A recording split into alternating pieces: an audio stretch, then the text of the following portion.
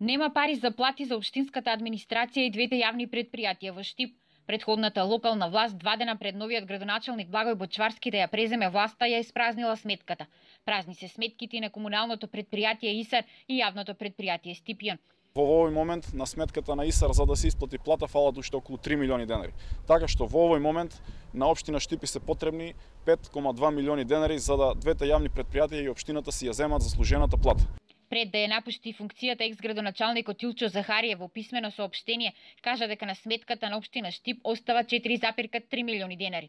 Денес не одговори на телефонските повици на телевизија 24 да коментира зошто се брзало да се исплати 1 милион денари пред новиот градоначалник да стапи на функција. Недозволиво е после изборите, кога веќе се знаеше кој победил, после вториот круг да се исплатат 1 милион денари на една компанија само и јас дополнително ќе истражувам зошто и за кои проекти се исплатени тие пари, без при тоа да биде консултирана новата локална власт. Бочварски најави дека ќе прави ревизија на сите проекти и ќе утврдува има ли незаконско работење кај неговиот претходник. Сега приоритет му се платите за 600 вработени.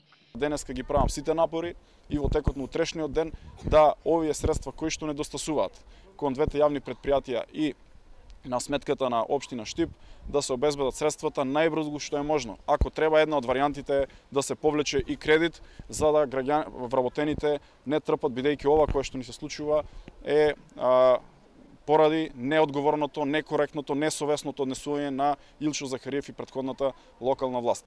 Новите градоначалници на Истокот објавија дека нивните претходници им оставиле огромни долгови, но ниту еден досега не се пожалил дека го дочекале празни сметки за да не може да исплати плати на вработените.